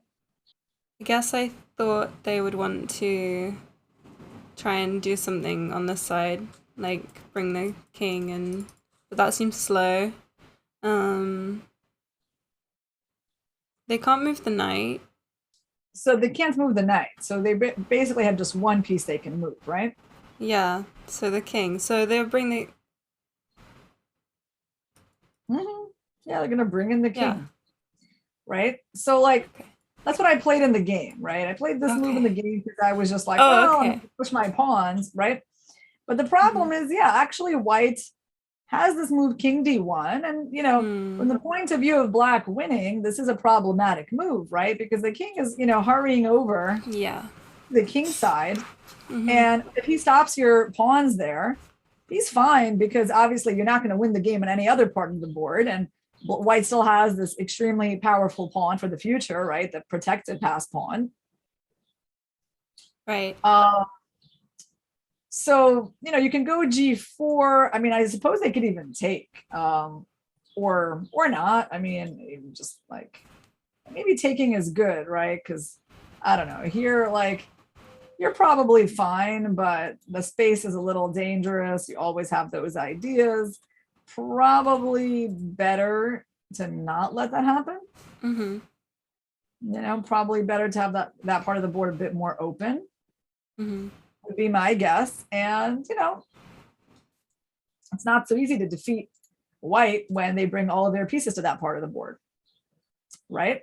So if I had realized, what my opponent wanted, then I definitely would have played what move? Bishop e2, so king Right. d1 is not playable. Yeah. It's Yeah. a very cool prophylactic move, Yeah. Sometimes simple moves like that, they just win you the game, right? Because white's paralyzed. They have nothing to do. They can't move their knight. Their king is never getting to the queen side. That's the beauty of this move. Like, no matter how much time white has, this king literally cannot make that crossing. Yeah, and you're just going to go, h5, g4, you can improve your king and, promote a pawn over there. So that's it, Lula, right? So this importance of prophylactic thinking, right? Yeah. It seems like a very basic position where you can just be like, well, I want to push my pawns, right? But how helpful is it to be like, well, I'll push the pawn. What will my opponent do? Right? Because it's not like the only thing in chess that we think about is our opponent's like threats. Like it's like any ideas they have, right? Maybe we're the only ones who can make threats in this position, but your opponent has a certain idea for dealing with those threats, and if you can stop that, defense as well, that's the difference between a draw and a win, right? Okay, let's continue. Now we're gonna go to an example from the Women's Speed Chess Championship. This is a position that occurred in the game between Corey Daisy and Harika Dronavali. So black to move, Lula. We got an end game again. So we're looking, for the best move for black. So you can, count the material, 6 pawns for each side, then start looking at the pieces. So the key question here, Lula, is what is my opponent's idea? So I would think they may try and win at a pawn. And how? Well, there's the knight. Our knight is a key defender, and it's really good here. So they have maybe they would want to trade it off, and then, yeah, they would definitely want to trade it off. Because, you got to fight against your opponent's best pieces, right? Yeah, exactly. And then because the pawn is on a dark square, the bishop can maybe come and attack it, and all of a sudden they have an outside pass pawn. So that's like one idea. Exactly. Well, now you've identified your opponent's main idea. So now you need to think about how you're going to either stop it or prepare for it. Yes. I'll just tell you one thing that happened in the game. It was a blitz game, right? So, in blitz, of course, guys, the players don't do as much prophylactic thinking. So I really don't, blame black at all. I'm sure in a slower game, Harika would totally deal with this differently. But in this blitz game, she just played rook b7. Why did she do that? Well, because it's the instinctive move, right? Rooks belong on open files, and she's probably thinking like, oh, I want some invasion over here. And unfortunately, she didn't stop knight d2, right? Knight d2 happened, and then, yeah, sure, you got the open file, but white's rook also gets better, and you have like literally no way, to save this knight from being traded. You just don't have it because the a5 pawn is going to hang, right? So unfortunately, in chess, and that's what our order of thinking, Lula, is not just like, how do I make my position better, right? It's like checks, captures, threats, so that I can see my tactical ideas, which I don't have any really big tactical ideas here, although you can come up with a good move through thinking of that way too. Then you think, what does my opponent want? So you are aware of any of their ideas, whether they're tactical ideas or positional ideas. And only then, if like none of that yields anything, then you're like, how do I improve my position, right? So this type of move would literally be like number 3 in the order of things that you're thinking about, if you're thinking in the correct way. All right, so actually you can try. I would say checks, captures, and threats are still a helpful, little way to start off with here, despite the fact that you don't have any winning tactics. Tempo is always important, even if it's not about winning tactics. I really wanted to play g5. Good. Right. So this is a good move to start with. Yeah. It's kind of like part 1, right? It's basically like a non-harmful move that the only consequence of is you make their bishop worse, but you don't hurt anything in your position, right? Yeah. So you're trying to see where they're going to move their bishop, given that they don't have the time now to go knight d2. So if they ever do want to play knight d2, then they're going to have to keep the bishop on that diagonal. So like something like that. So you basically got to make their bishop like more passive just for free. Yes. You're still going to have the same problem though. Now comes like the next part, because now we're out of our tempo gaining moves. Yes. And then I was looking at first at e5, but I don't know. Yeah. Don't go anywhere near that move, Lula. Because that's not that kind of move. Yeah. Like all your position is asking you to do is like somehow keep your knight or like prepare for knight d2, right? Yeah, no. Like the position's not asking you to like break up your pawn chain, which is already perfect, or like open up their knight and bishop. Like, we don't want any part of like making these pieces better, right? So you just gotta like just focus. Like knight d2 is their next move. What can we do to prepare for it? Because we can't stop it. No. There's like 2 kinds of prophylaxis in chess, right? One is where you physically stop your opponent's ideas. But then there's the one where you can't stop it, but you can certainly prepare for it to take the poison out of them. And that's the one we're looking for here. We're looking for the antidote to the poison. Do we have any snake experts here? We're trying to lead up to that joke. I mean, the only way that we can make it less of a threat is by playing like rook a7 and protecting the pawn. But it feels passive, yeah. But it's the right move. Okay. You see, Lula, it feels passive, but killing your opponent's ideas takes priority, right? Yeah. It's like, rooks want to go to the open file and not, standing, kind of defending a pawn. On the other hand, I mean, like all your opponent can do is like one move, right? And then you're in a position where you don't have to trade the knights, and you don't have to lose your a5 pawn, and you don't have to let their rook get activated. So knight b6, for example, and after rook a3, what's our next, and I would say next and last very important move? Do we want, I don't know, but do we want to play a4 so that it's on a light square and then harder to attack? Or yeah, but also we want to play a4 so that we because can we don't want their rook to get activated, because their rook's about to go to b3, which is that's true, yeah.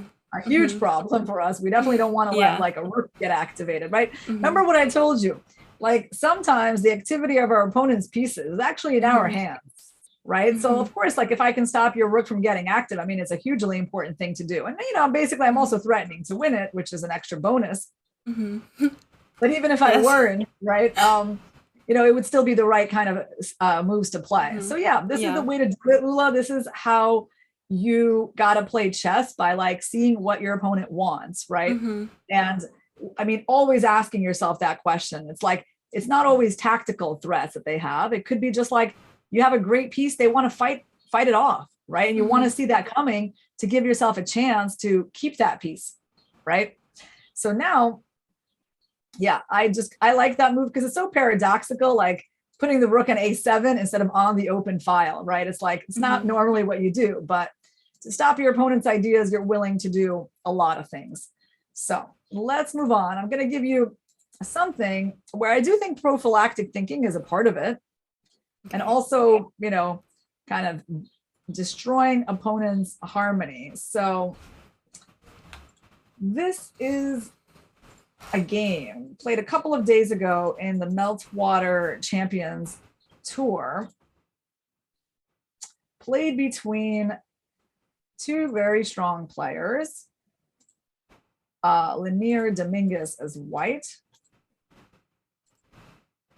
and Richard Rapport as black.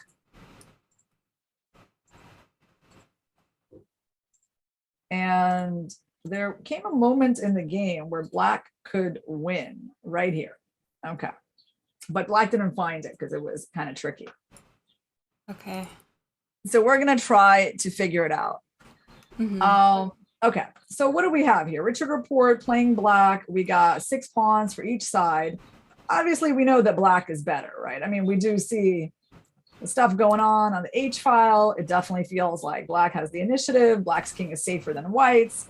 So, I mean, we don't really know if we're winning, I would say. I don't feel like it's that obvious, right? Because, I mean, white's not down material. White has ideas as well. Maybe play d5 at some point. They can get a counter play against our king. We don't really know if we're winning, right? And that's, I think, the tricky part.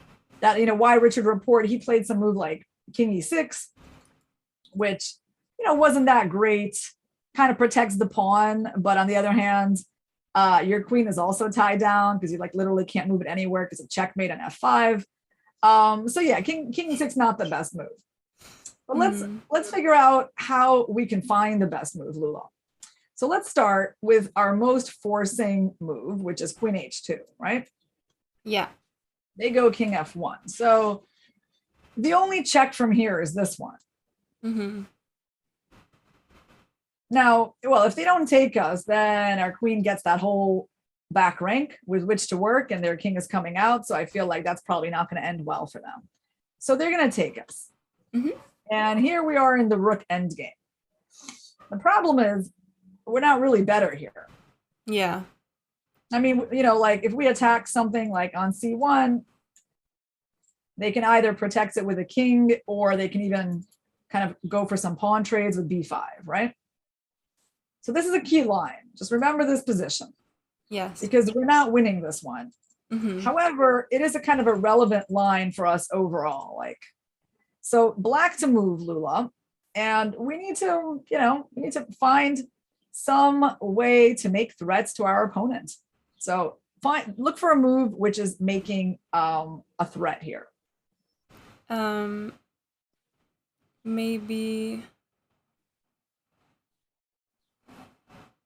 I was looking just a little bit at maybe queen h6 to try and maybe come in this way.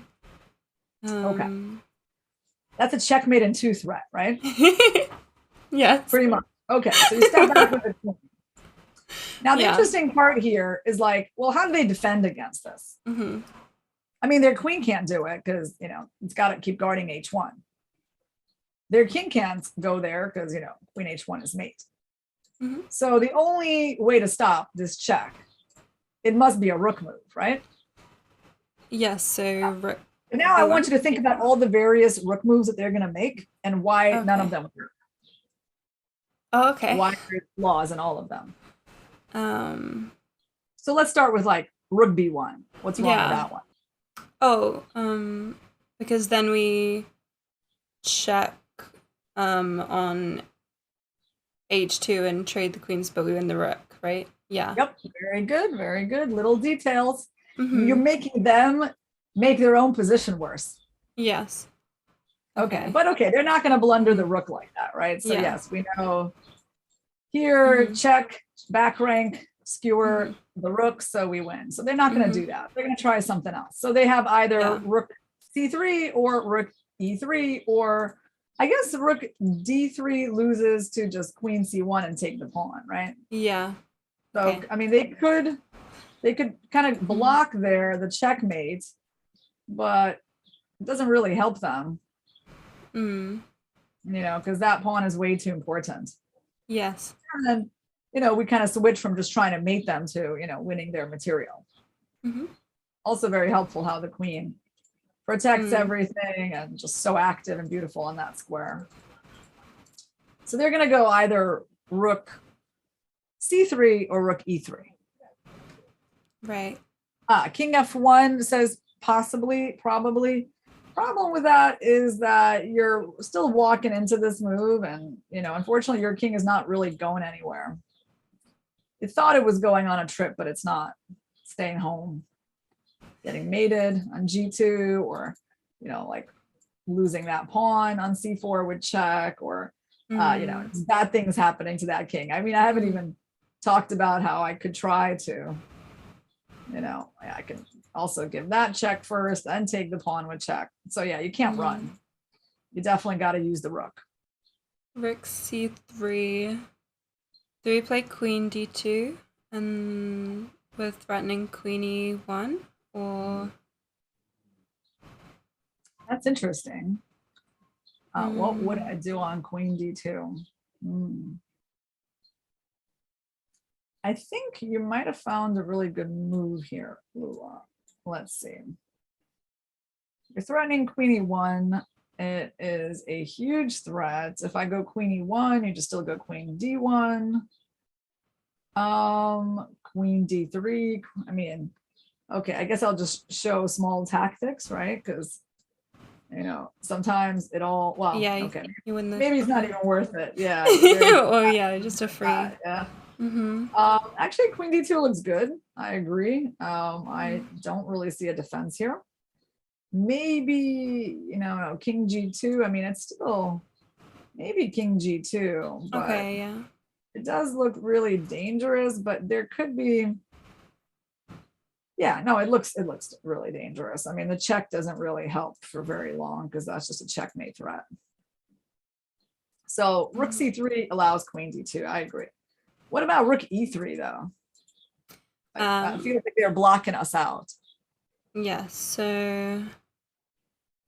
By the way, we have this comment that maybe queen d2, king f1 might hold on. Yeah, that's interesting. Okay.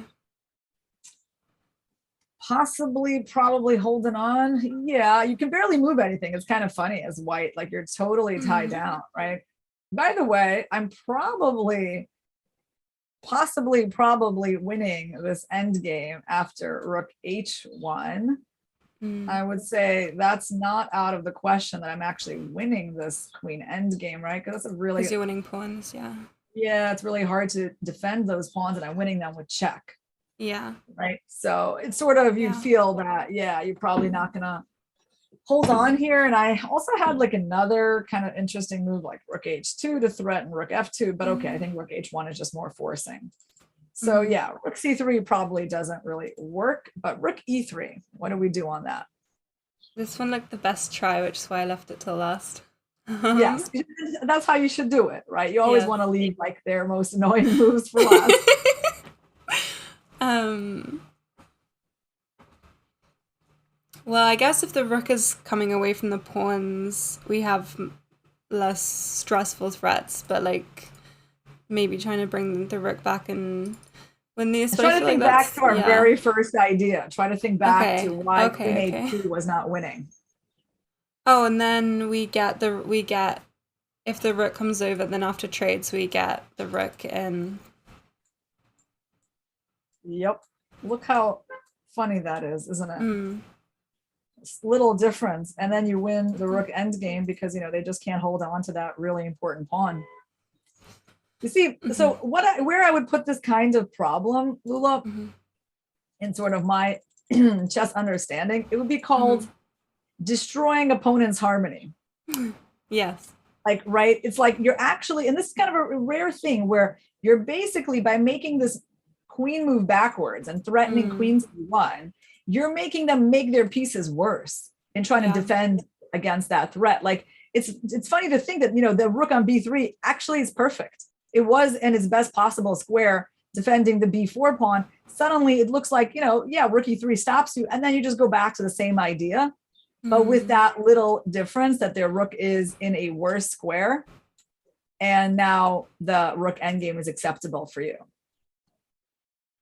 So that is a pretty cool thing in chess, that you can like make your opponent like worse in his own position like that. So yeah, there's in chess we have like these concepts. You build harmony and you destroy harmony, right? Build harmony, it's like what you're doing for your pieces, right? But it is a priority. It's even a higher thing to do is to like not let your opponent build up their harmony, right? And it's like here you're not just not letting them build it, you're actually actively making them destroy it, which is a fairly rare thing that we can compel our opponent to do. Yeah, it's a tricky example. I'm not surprised that in a rapid game like Richard Report didn't find it, because moving the queen backwards with that kind of subtlety that then you're going to move it forward, it was not so obvious for sure. All right, Lula. So I think today we covered the French defense, got some ideas, started talking about prophylaxis, how important it is to always be thinking about what your opponent wants to do, and that is really a key to playing chess. The more you ask yourself that question, if you have a habit of asking yourself on every single move, like my opponent just played here, why'd he do that? What does he want? And also, if I go somewhere, what is he going to do? Like, if you have that sort of mentality, like your chess game goes up by a lot. Yes, Yeah. I really enjoyed this lesson. No, it's really, because the computer games were so heavy on prophylaxis as well, Yes. like. Yes. Yeah, it is. Yeah. You will see that actually. It's one of the benefits of looking at computer chess. They do a lot of prophylaxis, and it shows you because it's kind of like, it is a key. It is the key to playing chess, right? And how strong players, they do talk about it. Like Aronian said something, there's a quote of him saying that strong players spend like 70% of their time thinking about the opponent's ideas and like only 30% thinking about their own ideas. So, I mean, I don't know if that's the balance, but like he's getting to something quite important there, right? So that's what the strong players really focus on. And when people start out playing chess, it's the opposite. It's more like, my ideas, I want to do that, I want to go there, I'm going to attack that, and the opponent's like defenses or anything are like very secondary. So to move up in chess, you kind of switch the focus. All right, Lula, so we will be seeing each other next week. Yes, I'll see you next Friday. Next Friday. Yes. Sounds good. All right. Awesome. And I will be seeing, I will be doing actually commentary tomorrow on chess.com's Rapid Chess Championship during the afternoon. So maybe I'll see some of you guys there. Yes, definitely. Have a great Lula, week. Maybe try to practice some of that French stuff. That'll be good if you come up with have some practice games on that, and we can take a look at that next time. Okay, I will definitely. Have a good afternoon, guys. Thank you so much for the lesson. I'll talk to you soon. You're welcome. Bye, Irina.